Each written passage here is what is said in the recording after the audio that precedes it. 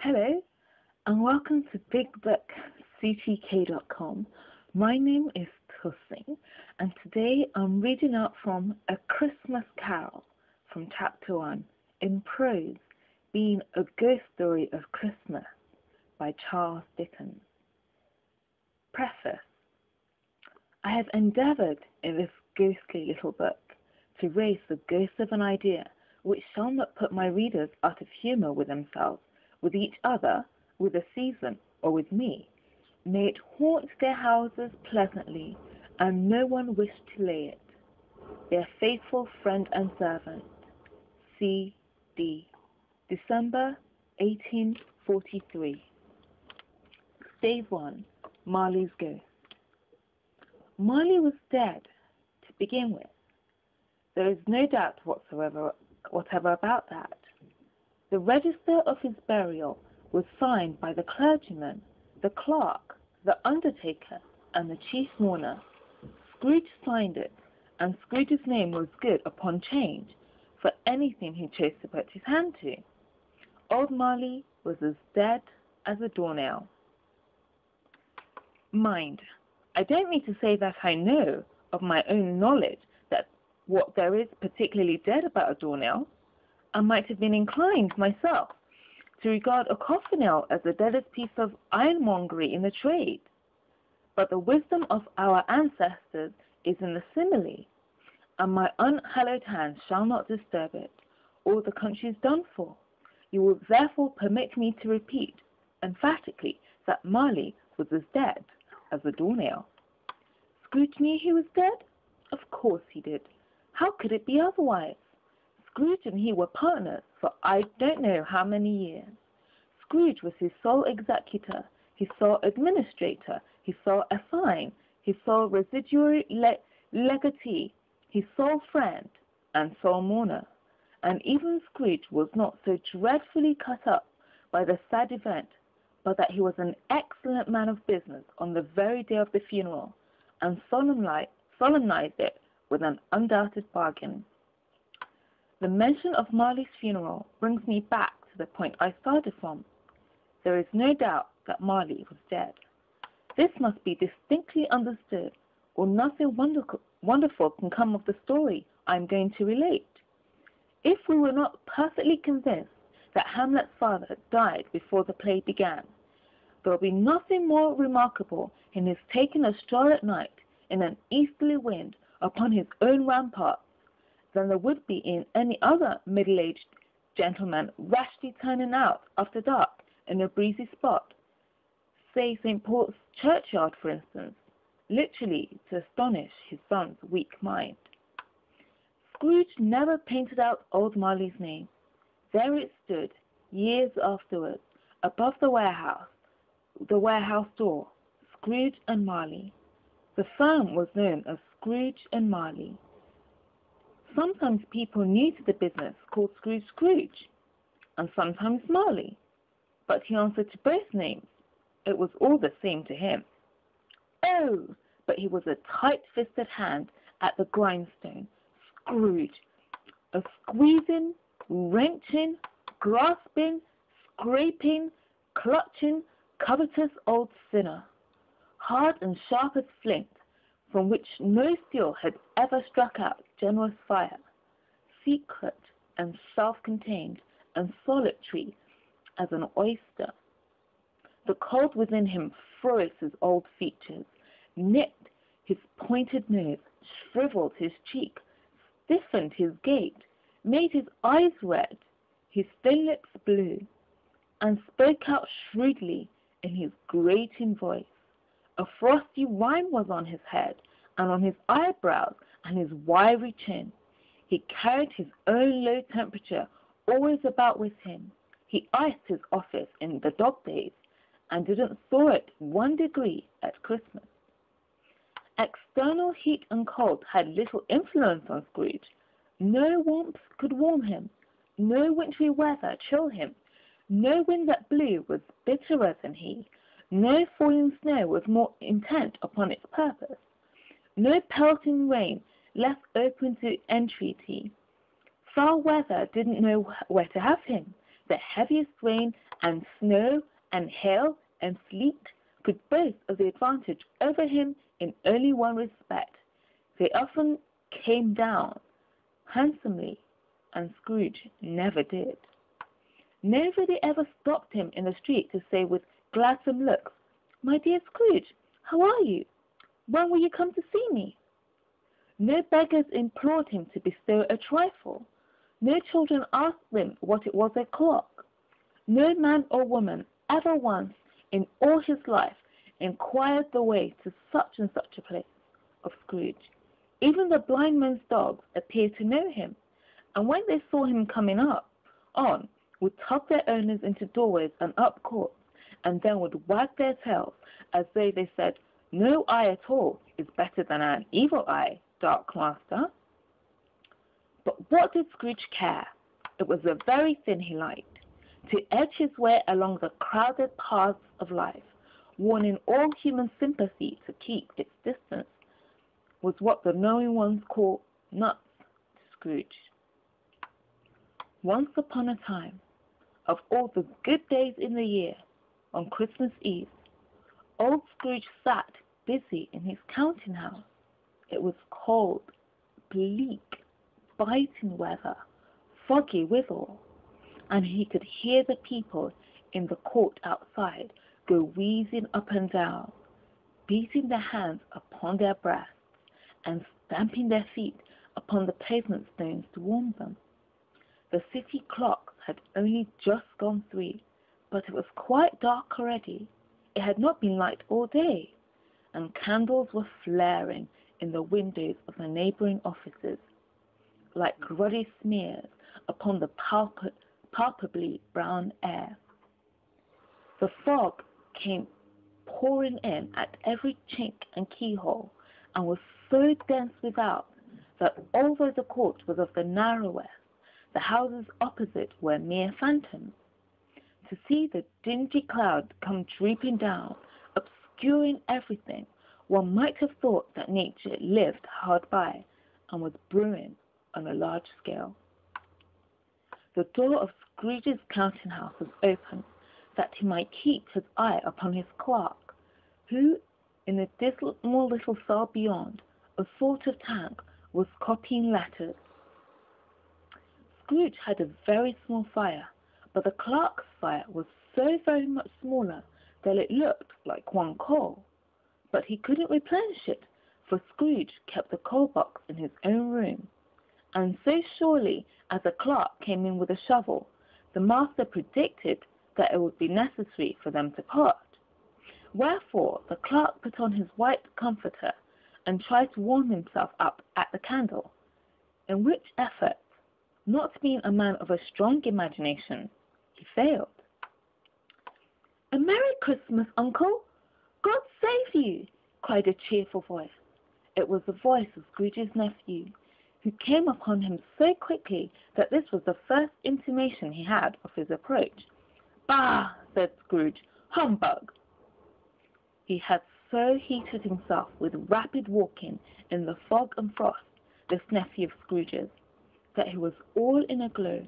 His face was ruddy and handsome, his eyes sparkled, and his breath smoked again.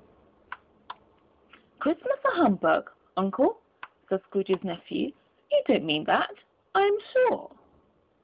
"I do," said Scrooge. "Merry Christmas! What right have you to be merry? What reason have you to be merry? You're poor enough." "Come then," returned the nephew gaily. What right have you to be dismal? What right have you to be morose? You are rich enough." Scrooge, having no better answer ready on the spur of the moment, said "Bah!" again, and followed it up with "Humbug!" "Don't be cross, Uncle," said the nephew. "What else can I be," returned the uncle, "when I live in such a world of fools as this? Merry Christmas! Out upon Merry Christmas! What's Christmas time to you but a time for paying bills without money, a time for finding yourself a year older but not an hour richer, a time for balancing your books and having every item in 'em through a round dozen of months presented dead against you?" "If I could work my will," said Scrooge indignantly. "Every idiot who goes about with 'Merry Christmas' on his lips should be boiled with his own pudding and buried with a stake of holly through his heart. He should." "Uncle," pleaded the nephew. "Nephew," returned the uncle sternly, "keep Christmas in your own way, and let me keep it in mine." "Keep it," repeated Scrooge's nephew. "But you don't keep it." "Let me leave it alone then," said Scrooge. "Much good may it do you. Much good it has ever done me. Much good it has ever done you. There are many things from which I might have derived good, by which I have not profited, I dare say," returned the nephew, "Christmas among the rest.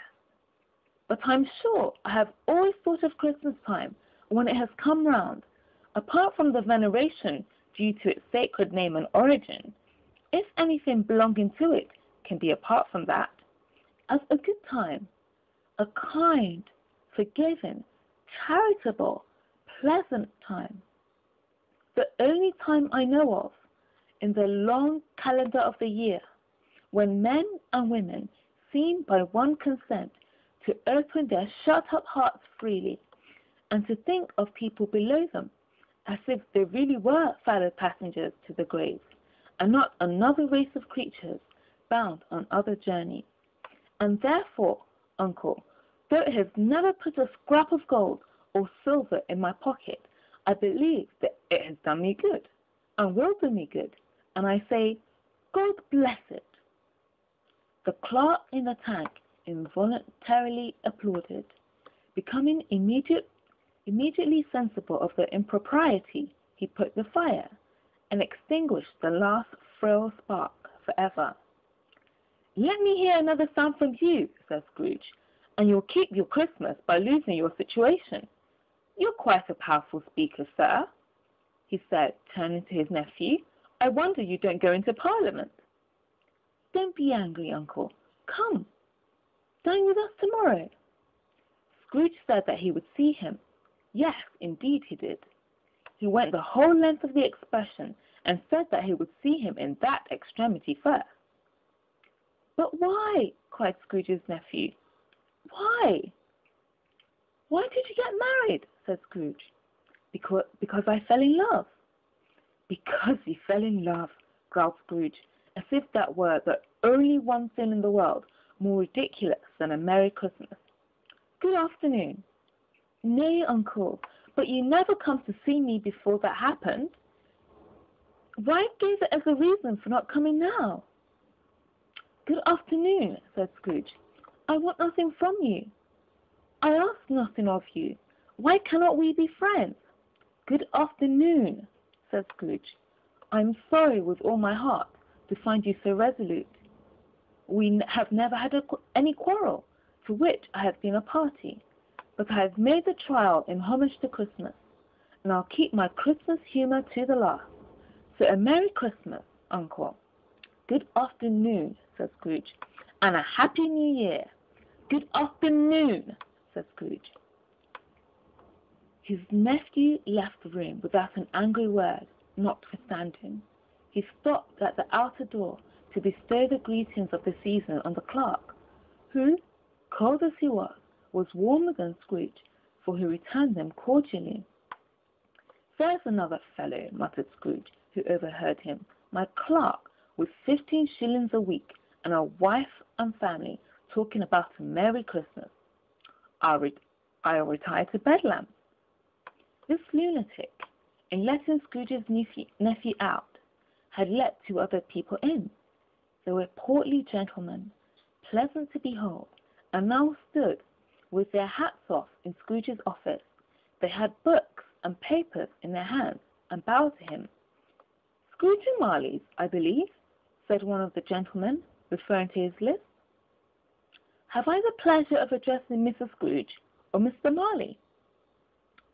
"Mr. Marley has been dead these 7 years," Scrooge replied. "He died 7 years ago, this very night." "We have no doubt his liberality is well represented by his surviving partner," said the gentleman, presenting his credentials. It certainly was, for they had been 2 kindred spirits, At the ominous word liberality, Scrooge frowned and shook his head and handed the credentials back. "At this festive season of the year, Mr. Scrooge," said the gentleman, taking up a pen, "it is more than usually desirable that we should make some slight provision for the poor and destitute who suffer greatly at the present time. Many thousands are in want of common necessaries. Hundreds of thousands are in want of common comforts, sir." "Are there no prisons?" asked Scrooge. "Plenty of prisons," said the gentleman, laying down the pen again. "And the Union workhouses?" demanded Scrooge. "Are they still in operation?" "They are, still," returned the gentleman. "I wish I could say they were not." "The treadmill and the poor law are in full vigor, then?" said Scrooge. "Both very busy, sir." "Oh, I was afraid, from what you said at first, that something had occurred to stop them in their useful course," said Scrooge. "I'm very glad to hear it." Under the impression that the scarcely furnished Christian cheer of mind, or body to the multitude, returned the gentleman, "a few of us are endeavoring to raise a fund to buy the poor some meat and drink, and means of warmth. We choose this time because it is a time of all others when want is keenly felt and abundance rejoices." "What shall I put you down for?" "Nothing," Scrooge replied. "You wish to be anonymous?" "I wish to be left alone," said Scrooge. "Since you ask me what I wish, gentlemen, that is my answer. I don't make myself merry at Christmas, and I can't afford to make idle people merry. I help to support the establishments I have mentioned. They cost enough, and those who are badly off must go there." "Many can't go there, and many would rather die." "If they would rather die," said Scrooge, "they had better do it, and decrease the surplus population. Besides, excuse me, I don't know that." "But you might know it," observed the gentleman. "It's not my business," Scrooge returned. "It's enough for a man to understand his own business and his labor, and not to interfere with other people's. Mine occupies me constantly. Good afternoon, gentlemen." Seeing clearly that it would be useless to pursue their point, the gentleman withdrew. Scrooge resumed his labors with an improved opinion of himself, and in a more facetious manner than was usual with him. Meanwhile, the fog and darkness thickened so that people ran about with flaring lamps, proffering their services to go before horses and carriages and conduct them on their way. The ancient tower of a church, whose gruff old bell was always peeping slyly down at Scrooge out of a Gothic window in the wall, became invisible, and struck the hours and quarters in the clouds with tremulous vibrations afterwards, as if its teeth were chattering in its frozen head up there. The cold became intense. In the main street, at the corner of the court, some laborers were preparing the gas pipes, and had lighted a great fire in a brazier, around which a party of ragged men and boys were gathered, warming their hands and winking their eyes before the blaze in rapture. The water plug being left in solitude, its overflowing sullenly congealed and turned to misanthropic ice. The brightness of the shops, where holly sprigs and berries crackled in the lamp heat of the windows, made pale faces ruddy as they passed. Poulterers and grocers' trades became a splendid joke, a glorious pageant, with which it was next to impossible to believe that such dull principles as bargain and sale had anything to do. The Lord Mayor, in the stronghold of the mighty mansion house, gave orders to his 50 cooks and butlers to keep Christmas as the Lord Mayor's household should, and even the little tailor, whom he had fined 5 shillings on the previous Monday for being drunk and bloodthirsty in the streets, stirred up tomorrow's pudding in his garret, while his lean wife and the baby sallied out to buy the beef. Foggier yet and colder, piercing, searching, biting cold, if the good St. Dunstan had but nipped the evil spirit's nose with a touch of such weather as that, instead of using his familiar weapons, then indeed he would have roared to lusty purpose. The owner of one scant young nose, gnawed and mumbled by the hungry cold as bones are gnawed by dogs, stooped down at Scrooge's keyhole to regale him with a Christmas carol, but at the first sound of "God bless you, merry gentlemen, may nothing you dismay," Scrooge seized the ruler with such energy of action that the singer fled in terror, leaving the keyhole to the fog, and even more congenial frost. At length, the hour of shutting up the counting-house arrived. With an ill will, Scrooge dismounted from his stool, and tacitly admitted the fact to the expectant clerk in the tank, who instantly snuffed his candle out and put on his hat. "You want all day tomorrow, I suppose?" said Scrooge. "If quite convenient, sir." "It's not convenient," said Scrooge, "and it's not fair. If I was to stop half a crown for it, you'd think yourself ill-used, I'll be bound." The clerk smiled faintly. "And yet," said Scrooge, "you don't think me ill-used when I pay a day's wages for no work?" The clerk observed that it was only once a year. "A poor excuse for picking a man's pocket every 25th of December," said Scrooge, buttoning his greatcoat to the chin. "But as I suppose you must have a whole day. Be here all the earlier next morning." The clerk promised that he would, and Scrooge walked out with a growl. The office was closed in a twinkling, and the clerk, with the long ends of his white comforter dangling below his waist, for he boasted no greatcoat, went down a slide on Cornhill at the end of a lane of boys, 20 times in honor of its being Christmas Eve, and then ran home to Camden Town as hard as he could pelt to play at Blind Man's Buff. Scrooge took his melancholy dinner in his usual melancholy tavern, and having read all the newspapers and beguiled the rest of the evening with his banker's book, went home to bed. He lived in chambers which had once belonged to his deceased partner. They were a gloomy suite of rooms in a lowering pile of building up a yard, where it had so little business to be that one could scarcely help fancying it must have run there when it was a young house, playing at hide-and-seek with other houses, and forgotten their way out again. It was old enough now and dreary enough, for nobody lived in it but Scrooge, the other rooms being all let out as offices. The yard was so dark that even Scrooge, who knew its every stone, was fain to grope with his hands. The fog and frost so hung about the black old gateway of the house that it seemed as if the genius of the weather sat in mournful meditation on the threshold.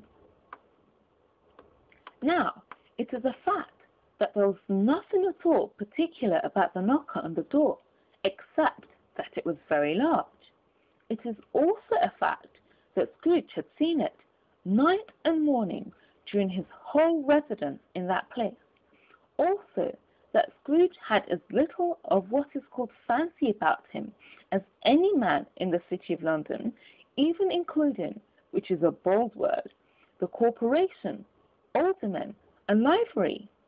Let it also be borne in mind that Scrooge had not bestowed one thought on Marley since his last mention of his 7 years dead partner that afternoon. And then let any man explain to me, if he can, how it happened that Scrooge, having his key in the lock of the door, saw in the knocker, without its undergoing any intermediate process of change, not a knocker, but Marley's face. Marley's face. It was not in impenetrable shadow as the other objects in the yard were, but had a dismal light about it, like a bad lobster in a dark cellar. It was not angry or ferocious, but looked at Scrooge as Marley used to look, with ghostly spectacles turned up on its ghostly forehead. The hair was curiously stirred, as if by breath or hot air, and though the eyes were wide open, they were perfectly motionless. That and its livid colour made it horrible, but its horror seemed to be in spite of the face and beyond its control, rather than a part of its own expression.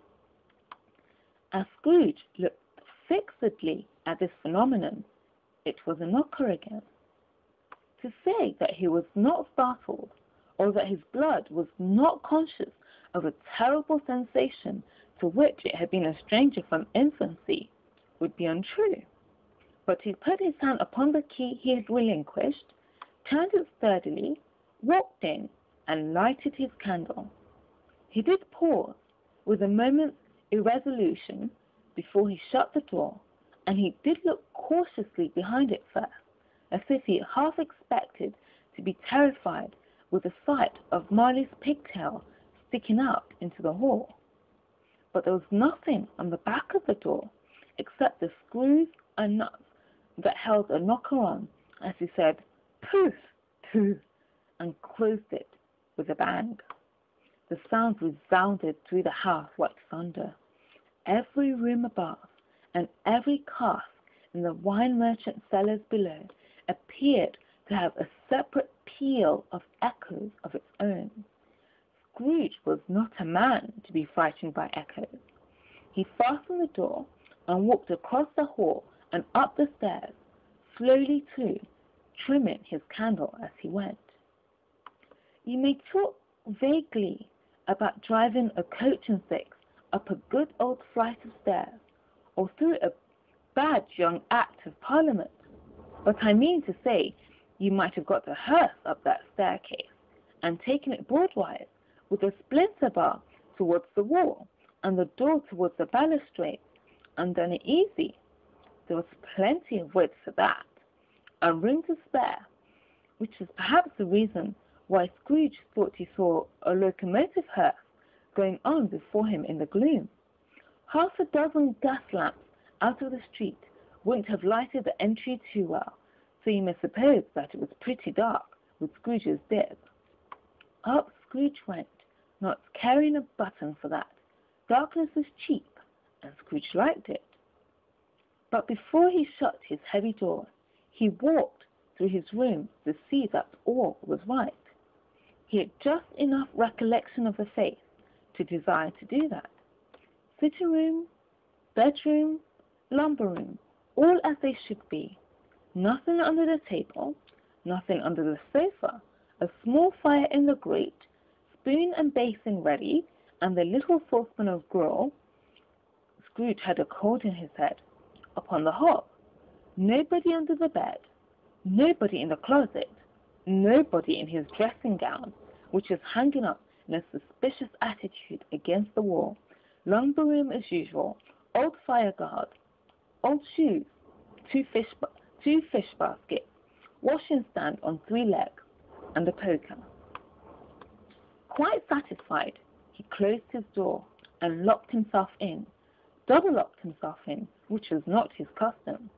Thus secured against surprise, he took off his cravat, put on his dressing gown and slippers, and his nightcap, and sat down before the fire to take his gruel. It was a very low fire indeed, nothing on such a bitter night. He was obliged to sit close to it, and brood over it, before he could extract the least sensation of warmth from such a handful of fuel. The fireplace was an old one, built by some Dutch merchant long ago, and paved all around with quaint Dutch tiles designed to illustrate the scriptures. There were Cains and Abels, Pharaoh's daughters, queens of Sheba, angelic messengers descending through the air on clouds, like feather beds. Abraham's, Belshazzar's, apostles putting off to sea in butter boats, hundreds of figures to attract his thoughts, and yet that face of Marley, 7 years dead, came like the ancient prophet's rod and swallowed up the whole. If each smooth tile had been a blank at first, with power to shape some picture on its surface from the disjointed fragments of his thoughts, there would have been a copy of old Marley's head on every one. "Humbug!" said Scrooge, and walked across the room. After several turns, he sat down again. As he threw his head back in the chair, his glance happened to rest upon a bell, a disused bell that hung in the room and communicated for some purpose now forgotten with a chamber in the highest story of the building. It was with great astonishment and with a strange, inexplicable dread that, as he looked, he saw this bell begin to swing. It swung so softly in the outset that it scarcely made a sound, but soon it rang out loudly, and so did every bell in the house. This might have lasted half a minute, or a minute, but it seemed an hour. The bells ceased as they had begun, together. They were succeeded by a clanking noise deep down below, as if some person were dragging a heavy chain over the casks in the wine merchant's cellar. Scrooge then remembered to have heard that ghosts in haunted houses were described as dragging chains. The cellar door flew open with a booming sound, and then he heard the noise much louder on the floors below, then coming up the stairs, then coming straight towards his door. "It's humbug still," said Scrooge. "I wouldn't believe it." His colour changed, though, when, without a pause, it came on through the heavy door and passed into the room before his eyes.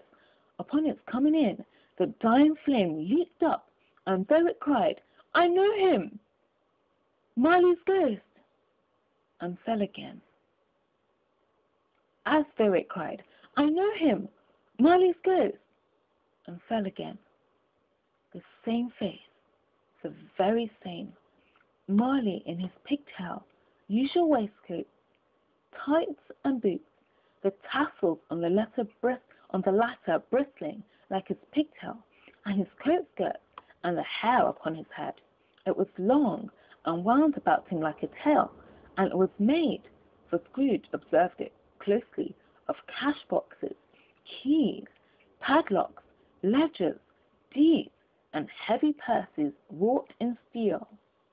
His body was transparent, so that Scrooge, observing him and looking through his waistcoat, could see the 2 buttons on his coat behind.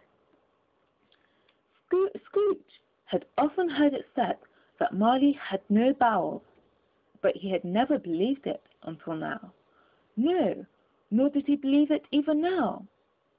Though he looked the phantom through and through, and saw it standing before him, though he felt the chilling influence of its death-cold eyes, and marked the very texture of the folded kerchief bound about its head and chin, which wrapper he had not observed before, he was still incredulous and fought against his senses. "How now?" said Scrooge, caustic and cold as ever. "What do you want with me?" "Much." Marley's voice, no doubt about it. "Who are you?" "Ask me who I was." "Who were you, then?" said Scrooge, raising his voice. "You're particular for a shade." He was going to say "to a shade," but substituted this as more appropriate. "In life, I was your partner, Jacob Marley." Can you sit down?" asked Scrooge, looking doubtfully at him. "I can." "Do it, then." Scrooge asked the question because he didn't know whether a ghost so transparent might find himself in a condition to take a chair, and felt that in the event of its being impossible, it might involve the necessity of an embarrassing explanation. But the ghost sat down on the opposite side of the fireplace, as if he were quite used to it. You don't believe in me, observed the ghost. I don't, said Scrooge. What evidence would you have of my reality beyond that of your senses? I don't know, said Scrooge. Why do you doubt your senses? Because, said Scrooge, a little sin affects them. A slight disorder of the stomach makes them cheats. You may be an undigested bit of beef, a blot of mustard, a crumb of cheese, a fragment of an underdone potato. There's more of gravy than of grave about you, whatever you are. Scrooge was not much in the habit of cracking jokes, nor did he feel in his heart by any means waggish then. The truth is that he tried to be smart as a means of distracting his own attention and keeping down his terror, for the spectre's voice disturbed the very marrow in his bones. To sit staring at those fixed, glazed eyes in silence for a moment would play, Scrooge felt, the very deuce with him. There was something very awful, too, in the spectre's being provided with an infernal atmosphere of its own. Scrooge could not feel it himself, but this was clearly the case, for though the ghost sat perfectly motionless, its hair and skirts and tassels were still agitated as by the hot vapour from an oven.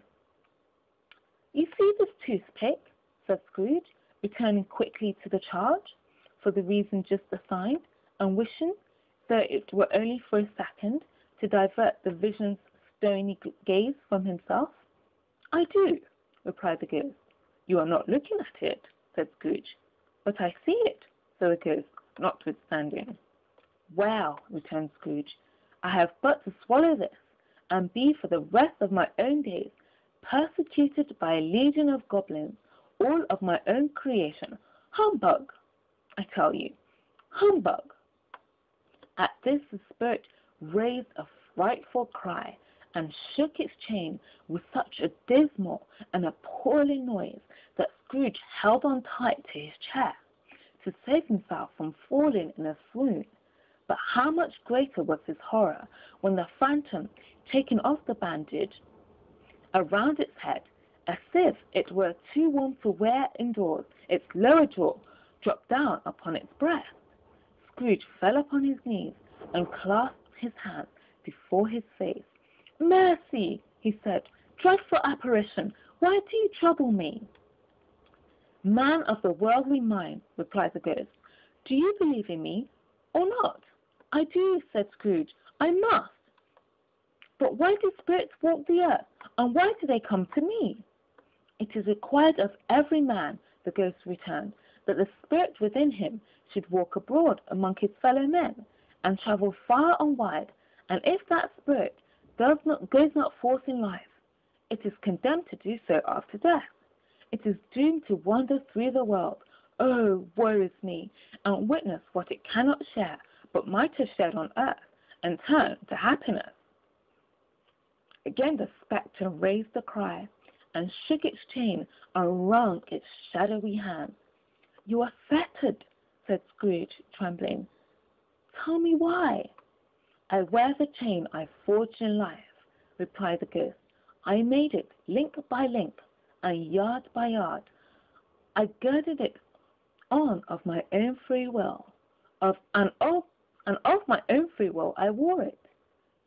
Is its pattern strange to you? Scrooge trembled more and more. Or would you know, pursued the ghost, the weight and length of the strong coil you bear yourself? It was full as heavy and as long as this 7 Christmas Eves ago. You have laboured on it since. It is a ponderous chain. Scrooge glanced about him on the floor in the expectation of finding himself surrounded by some 50 or 60 fathoms of iron cable, but he could see nothing. Jacob, he said imploringly, oh, Jacob Marley, tell me more. Speak comfort to me, Jacob. I have none to give, the ghost replied. It comes from other regions, Ebenezer Scrooge, and is conveyed by other ministers to other kinds of men. Nor can I tell you what I would. A very little more is all permitted to me. I cannot rest. I cannot stay. I cannot linger anywhere. My spirit never walked beyond our counting house. Mark me, in life my spirit never roved beyond the narrow limits of our money-changing hall, and weary journeys lie before me. It was a habit with Scrooge, whenever he became thoughtful, to put his hands in his breeches pocket. Pondering on what the ghost had said, he did so now, but without lifting up his eyes or getting off his knees. You must have been very slow about it, Jacob, Scrooge observed, in a businesslike manner, though with humility and deference. Slow, the ghost repeated. 7 years dead, mused Scrooge, and travelling all the time. The whole time, said the ghost. No rest, no peace, incessant torture of remorse. You travel fast, said Scrooge. On the wings of the wind, replied the ghost. You might have got over a great quantity of ground in 7 years, said Scrooge. The ghost, on hearing this, set up another cry and clanked its chain so hideously in the dead silence of the night that the ward would have been justified in indicting it for a nuisance. Oh, captive bound and double ironed, cried the phantom, not to know the ages of incessant labour by immortal creatures, for this earth must pass into eternity before the good of which it is susceptible is all developed. Not to know that any Christian spirit, working kindly in its little sphere, whatever it may be, will find its mortal life too short for its vast means of usefulness. Not to know that no space of regret can make amends for one life's opportunity misused, yet such was I. Oh, such was I. But you were always a good man of business, Jacob, faltered Scrooge, who now began to apply this to himself. Business, cried the ghost, wringing its hands again. Mankind was my business. The common welfare was my business. Charity, mercy, forbearance, and benevolence were all my business. The dealings of my trade were but a drop of water in the comprehensive ocean of my business. It held up its chain at arm's length, as if that were the cause of all its unavailing grief, and flung it heavily upon the ground again. At this time of the rolling year, the spectre said, I suffer most. Why did I walk through crowds of fellow beings with my eyes turned down, and never raise them to that blessed star which led the wise men to a poor abode? Were there no poor homes to which its light could have conducted me? Scrooge was very much dismayed to hear the spectre going on at this rate, and began to quake exceedingly. Hear me, cried the ghost. My time is nearly gone. I will, said Scrooge, but don't be hard upon me. Don't be flowery, Jacob. Pray. How it is that I appear before you in a shape that you can see, I may not tell. I have sat invisible beside you many and many a day. It was not an agreeable idea. Scrooge shivered and wiped the perspiration from his brow. That is no light part of my penance, pursued the ghost. I am here tonight to warn you that you have yet a chance and hope of escaping my fate, a chance and hope of my procuring Ebenezer. You were always a good friend to me, said Scrooge. Thank you. You will be haunted, resumed the ghost, by 3 spirits. Scrooge's countenance fell almost as low as the ghost's had done. Is that the chance and hope you mentioned, Jacob? He demanded in a faltering voice. It is. I think I'd rather not, said Scrooge. Without their visit, said the ghost, you cannot hope to shun the path I tread. Expect the first tomorrow, when the bell tolls 1. Can I take them all at once and have it over, Jacob? Hinted Scrooge. Expect the second on the next night at the same hour, the third upon the next night when the last stroke of 12 has ceased to vibrate. Look to see me no more, and look that, for your own sake, you remember what has passed between us." When it had said these words, the spectre took its wrapper from the table and bound it round its head as before. Scrooge knew this by the smart sound its teeth made when the jaws were brought together by the bandage.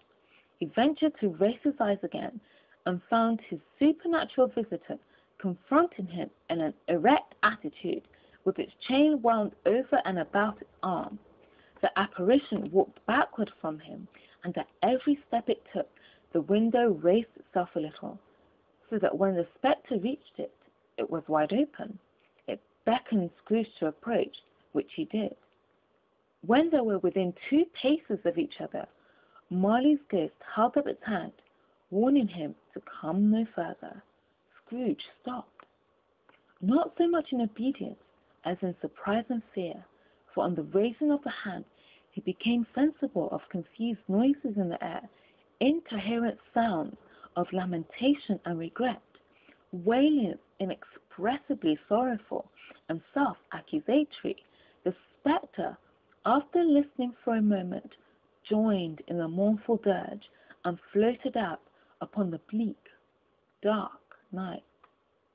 Scrooge looked to the window, desperate in his curiosity, he looked out. The air was filled with phantoms, wandering hither and thither in restless haste, and moaning as they went. Every one of them wore chains like Marley's ghost. Some few, they might be guilty governments, were linked together. None were free. Many had been personally known to Scrooge in their lives.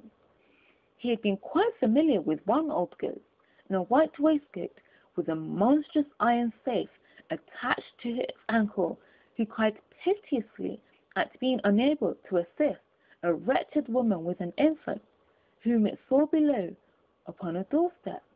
The misery with them all was clearly that they sought to interfere for good in human matters, and had lost their power forever.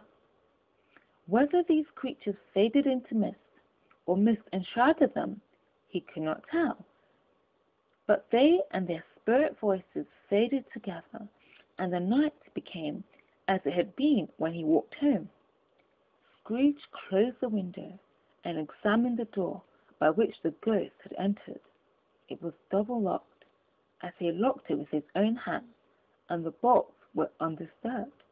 He tried to say "humbug," but stopped at the first syllable, and being from the emotion he had undergone, or the fatigues of the day, or his glimpse of the invisible world, or the dull conversation of the ghost, or the lateness of the hour, much in need of repose, went straight to bed without undressing, and fell asleep upon the instant. Stage 2. The first of the 3 spirits.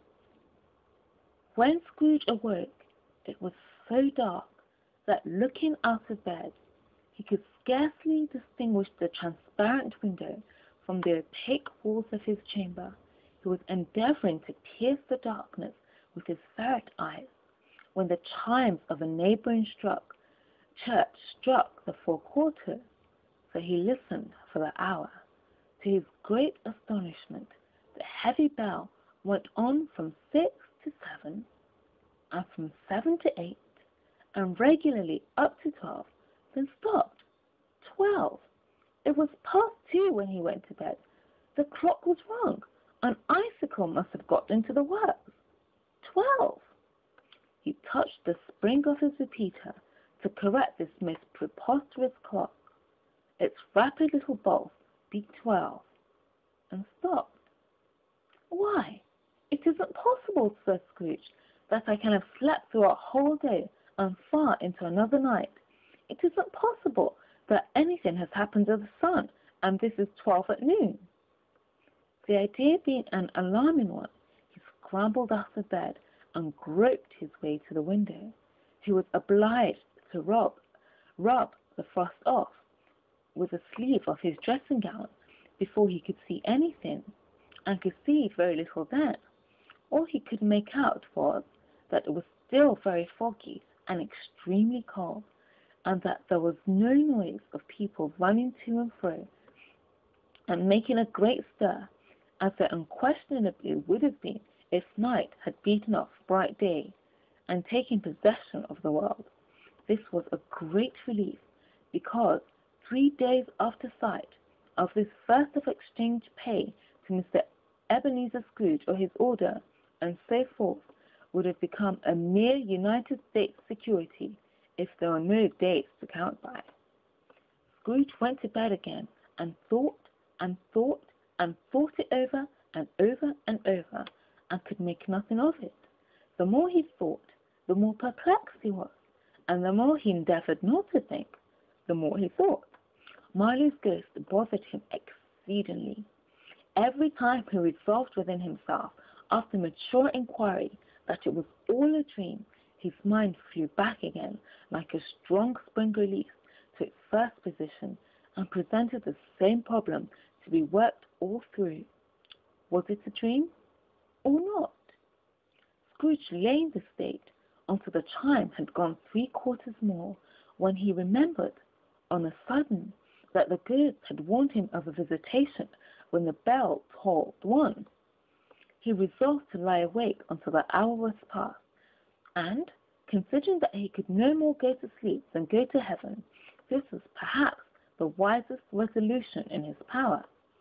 The quarter was so long that he was more than once convinced he must have sunk into a doze unconsciously, and missed the clock. At length it broke upon his listening ear. Ding dong! 1/4 past, said Scrooge, counting. Ding dong! 1/2 past, said Scrooge. Ding dong! 1/4 to it, said Scrooge. Ding dong!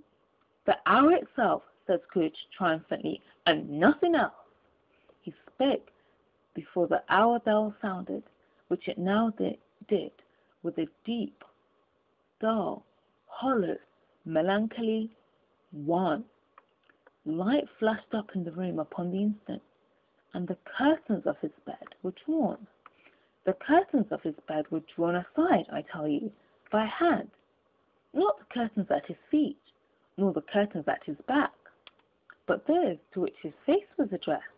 The curtains of his bed were drawn aside, and Scrooge, starting up into a half-recumbent attitude, found himself face to face with the unearthly visitor who drew them, as close to it as I am now to you, and I am standing in the spirit at your elbow.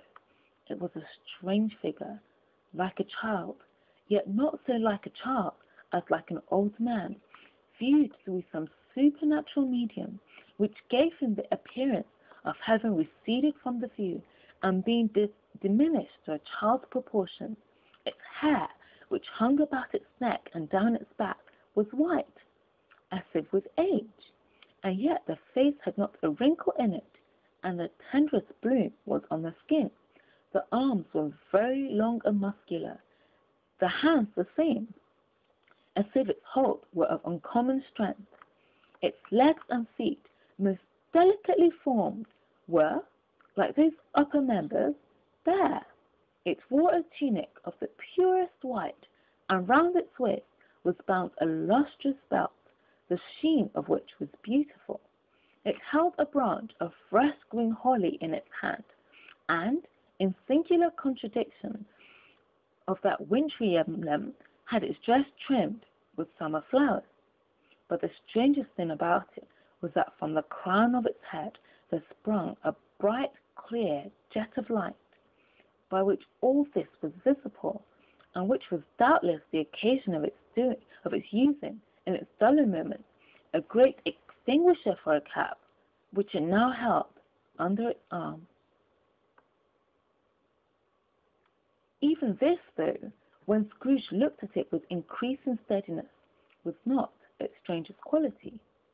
For as its belt sparkled and glittered now in one part and now in another, and what was light one instant at another time was dark, so the figure itself fluctuated in its distinctness, being now a thing with one arm, now with one leg, now with 20 legs, now a pair of legs without a head, now a head without a body, of which dissolving parts no outline would be invisible in the dense gloom wherein they melted away, and in the very wonder of this, it would be itself again, distinct and clear as ever. "Are you the spirit, sir, whose coming was foretold to me?" asked Scrooge. "I am." The voice was soft and gentle, singularly low, as if, instead of being so close beside him, it were at a distance. "Who and what are you?" Scrooge demanded. "I am the ghost of Christmas past." "Long past?" inquired Scrooge, observant of its dwarfish nature. "No, your past." Perhaps Scrooge could not have told anybody why, if anybody could have asked him, but he had a special desire to see the spirit in his cap, and begged him to be covered. "What?" exclaimed the ghost. "Would you so soon put out, with worldly hands, the light I give? Is it not enough that you're one of those whose passions made this cap, and forced me through whole trains of years to wear it low upon my brow?"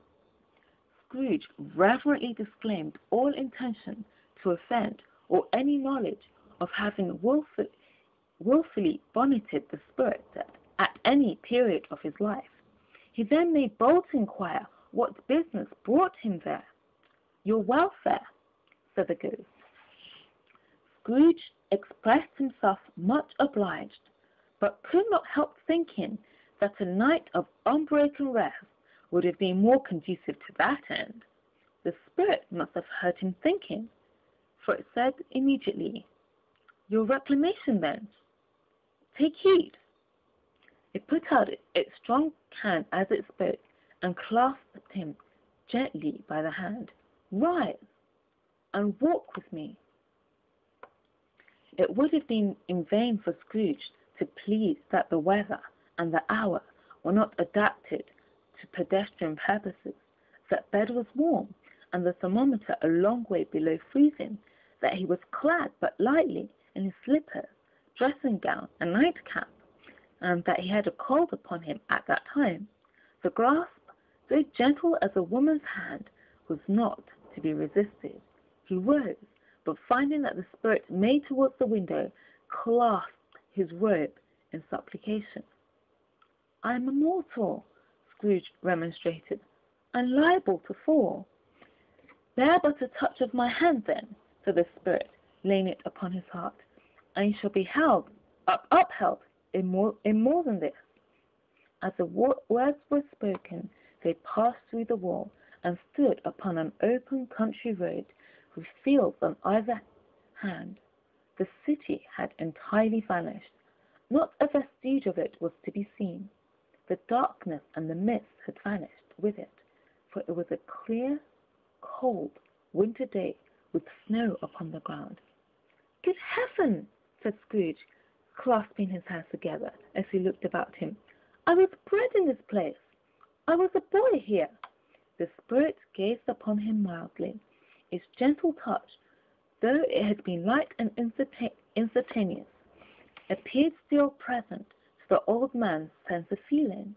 He was conscious of 1,000 odors floating in the air, each one connected with 1,000 thoughts and hopes and joys and cares, long, long forgotten. "Your lip is trembling," said the ghost, "and what is that upon your cheek?" Scrooge muttered, with an unusual catching in his voice, that it was a pimple, and begged the ghost to lead him where he would. "You recollect the way?" inquired the spirit. "Remember it!" cried Scrooge with fervour. "I could walk it blindfolded." "Strange to have forgotten it for so many years," observed the ghost. "Let us go on." They walked through the road, Scrooge recognizing every gate and post and tree, until a little market town appeared in the distance, with its bridge, its church, and winding river.